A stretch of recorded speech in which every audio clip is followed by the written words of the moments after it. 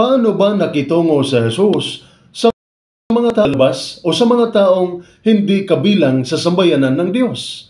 Ako po si Father Dion ng Post-Catholic Chaplain ng Headquarters and Headquarters Support Group, Philippine Army. At ito po ang salita ng Diyos, ang ating gabay.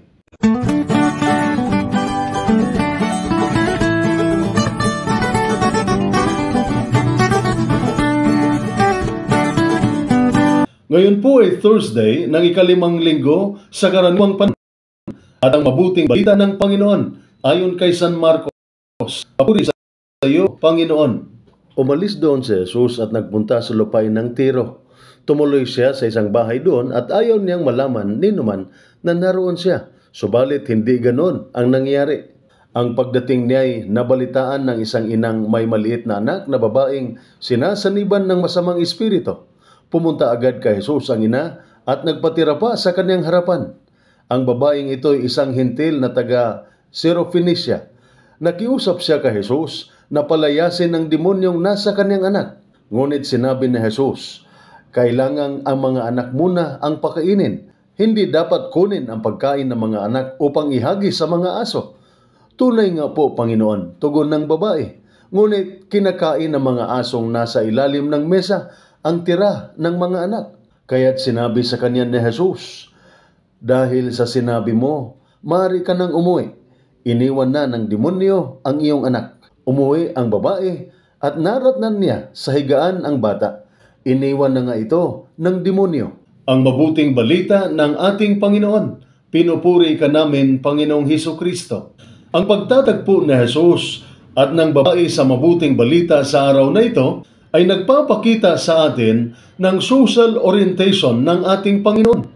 Nakarinig na ang babae tungkol kay Jesus, lumalapit siya kay Jesus at nagmamakaawa na pagalingin ang kanyang anak na babae. Ang babae ay isang dayuhan, isang hintil, isang tao na tagalabas sa komunidad ng mga Hudyo. Sa pag-usap ni Jesus at ng babae, gumawa sa Jesus ng pahayag na tila nagpapahiwatig na ang kanyang misyon ay eksklusibo lamang para sa piniling sambayanan ng Diyos. Sinabi niyang pinapakain muna ang mga anak at hindi tama na kunin ang pagkain ng mga anak at ihagi sa mga aso.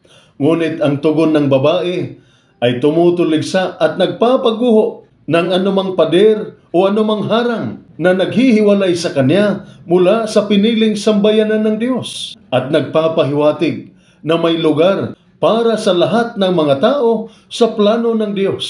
Ang relihiyon, kulay, wika at katayuan sa ekonomiya ay naging mga hadlang na pumipigil sa pagkakaisa ng mga tao sa halip na maging mga tulay na nagpapahintulot sa pagkakaiba-iba na maging mga tagapagtanggol ng pagkakaisa.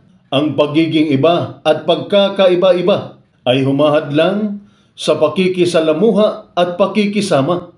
Mas madali na makipag-ugnayan sa mga kasapi ng parehong simbahan na nagbabahagi ng parehong paniniwala at tradisyon kaysa ibang tao na nagpapahayag ng ibang pananampalataya at iba ang kanilang pagpapahayag ng kanilang paniniwala. Ngunit pinapakita ni Jesus sa mabuting balita na sa kabila ng pagkakaiba-iba ng sitwasyon at pananampalataya ng tao, maaari pa ring ipamalas ang habag at pag-ibig na mga universal values na maaaring lampasan at isantabi ang limitasyon at pagkakaiba-iba ng mga tao. Ang paraan ni Jesus sa kanyang ministeryo ay habag at pag-ibig.